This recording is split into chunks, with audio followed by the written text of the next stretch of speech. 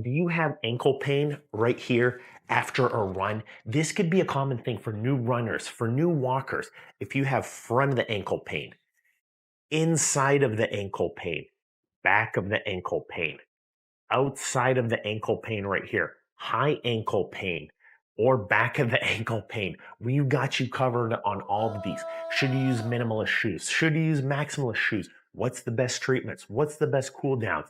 We've got you covered. So the most common is high ankle pain, and we're gonna start with front of the ankle right here. So you could see the tendons coming down your foot. So this is called extensor tendonitis. And what happens is, especially hill running or going down the stairs, or if you have a really tight calf, the muscles have to work hard to lift your foot. So see right here, to lift my foot, these muscles right here are called your extensor tendons. They're working extremely hard. So what happens is, this is an easily correctable problem. So as you're getting sore, you have to stretch more at the beginning. You have to get that warmed up. You can massage that kind of pain, but that's extensor tendonitis. And we're gonna go over treatments at the end. Inside of the ankle pain, and especially high inside, this is called shin splints. And you have a muscle here called your posterior tibialis muscle and your posterior tibial tendon. In the back of the ankle, the most common is Achilles tendonitis. So you can see as it inserts into the back of the heel right here, the Achilles tendon, that could be sore. It could be tight. It could not be used to this type of strain. So if you're running and taking thousands of steps, see that right there, as it's inserting to the heel, that's gonna hurt quite a bit. You can have insertional heel pain, retrocalcaneal bursitis, that's your back of the heel pain. That's very common. On the outside right here, you have your ankle ligament. So if you sprained an ankle, that could hurt right there. A sprained ankle is damage and you might need to take some time off from running. But what's more common is, see how when my foot flattens out, it squishes this bone against this bone right here. And you have a joint here called your subtalar joint right here. So the subtalar joint is just flattening and there's too much pressure on that subtalar joint. That is very correctable, but that's the most common outside of the ankle pain we see. It's not really the ankle, it's called the subtalar joint right here. And that's a very, very common cause of ankle pain. Uneven muscle tightness is usually the cause of ankle and foot pain while running. So take a look here. I injured my left leg and my right leg can move up and down with about 10 degrees more motion than the left leg. That makes my left leg turn out. See that outward turn? That's called external rotation, or in this case, overpronation. Because I don't have flexibility in my left calf and my left hamstring, and this is for example purposes, see that 10-degree difference? It's going to cause my left foot to overpronate. So what this does specifically is, watch this. My knee turns in and my foot turns out. That stretches the inside of my foot. See that? It compresses the outside of my ankle. It makes the Achilles tendon twist and tighten, and it stretches the plantar fascia as well as make the extensor tendons on the front of my ankle work harder. So see that? That's overpronation, external rotation right there, and plantar fascia. People are tighter on one leg than the other. So a great warm up, a great stretch is the best thing you can do. And that sounds like a crazy solution to this, but what you want to do is you want to ease into it more and make sure you're flexible. Because when I check most people's feet, so one foot versus the other foot, one foot is usually much more flexible than the other. So the other one has to turn out more and you have to use that knee, those muscles a little bit more. And as you do 1 mile, 2 miles, 3 miles, it really adds up, especially if you're not used to running and you're not flexible. Your back's gonna get sore. One knee compared to the other is gonna get sore. One ankle compared to the other. It's not a disease of the joint, it's a disease of flexibility. So when you first notice that you're injured, go see your podiatrist. That's always the disclaimer, because you could have a crack, you could have a spur, you could have a torn ligament. We can tell this almost right away because we see these problems thousands and thousands of times. And what happens is, if you try to self-diagnose, you could lose days or months or years. These are covered treatment options by insurance plans, and we can get an x-ray, an ultrasound, an MRI. We can evaluate how tight you are in one leg versus the other leg. These are really the keys. You're getting to the root cause of why it's happening.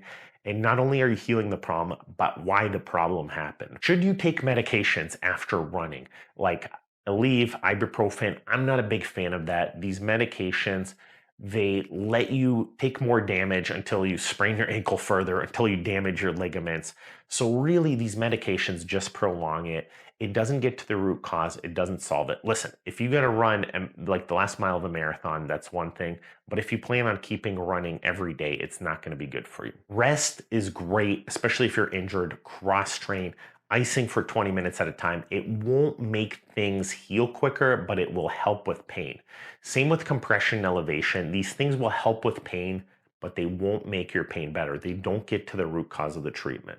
So if you really do have an injury after a run, wearing a boot could be very beneficial. So a week or two wearing a boot, that will really cool things down. I'm a big fan of boots, especially if you sprained an ankle, which is probably the most common cause of ankle pain. If you have tendonitis, if it's severe to the point where it's not getting better, wearing a boot is a great start. The number two easiest thing you can do is if you have ankle pain and you're taking a break now from running, is you want to wear a good supportive sandal at home. You don't want to walk around barefoot. So you can see these are my Spenco sandals and they're down in the show notes. But I have a nice insertable insole right here, and this thing is pretty supportive. So look at, it's pretty supportive, it's pretty stiff, it's got an insert, it's got a lot of cushion. You're not walking around barefoot. That will cushion your ankle and your foot from abnormal motion. If you're wearing shoes like this, you could see not a lot of cushion and not a lot of support. It's very flexible. You'd be better off wearing a good supportive brand of shoe. Kind of like this one, look at it. It's stiff through the midsole. It's got some support. It's not very flexible. It's got a stiff heel. See how I can't bend the heel very much? And it bends just in the toes. So what you also have in here is a nice supportive insole. So a nice supportive insole will keep your foot stable. When I'm running, look at how much my foot flattens out. So when it flattens out, the ligaments here and the tendons stretch. When the ankle lands, everything on the inside of the ankle stretches. Look at everything on the outside squishes. And on the back, it bends a lot. So the tendonitis can develop in the heel. An insert basically lets you keep running, but it slows down and extends how much it absorbs. So as an example, take a look here. It's not flattening out quite as much, whereas here it flattens out a lot. That will help all of that front of the ankle, back of the ankle, inside of the ankle, outside of the ankle pain. So as you get used to a good shoe and a good insert, it's not going to happen right away, but that limits that type of motion and damage and limits the ankle pain after running. Braces can be really effective too in stopping ankle pain after running. So I love stability support ankle braces. These are more for an injury. It's not really practical to run in them, but there's also compression ankle braces. Compression ankle braces can be very effective.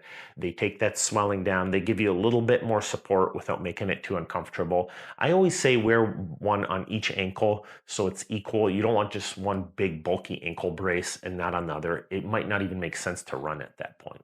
Cross training is big too, because at the beginning, when you injure your ankle, you want to do other stuff. So maybe bike riding, swimming. If you have pain while running, don't keep running. You're going to get in less good health rather than better health, because most people run to get in better shape and to get mental clarity, for example. But if you're injured, you're getting in worse shape. You're getting more injured. It's not good for you. What about barefoot running versus supportive shoes? So should you get a big, thick shoe like this or a barefoot shoe? Listen, barefoot running can be very helpful. In our experience, barefoot running is usually pretty good for people that have joint pain and take too wide of steps. So what I mean is, if you're taking too long of steps, that could cause stretching and pulling on certain muscles.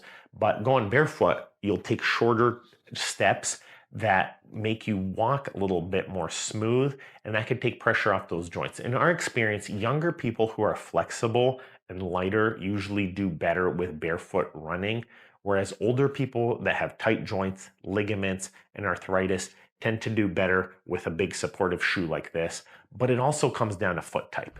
Hey, guess what? We have a phenomenal book. I believe this is the premier book on chronic nerve pain and peripheral neuropathy pain on the planet. I've put years of work seeing tens of thousands of peripheral neuropathy patients, working with some of the best diabetic endocrinologists, the best doctors, the best neurologists in building out this book. For you, my viewers, we have a discount code available.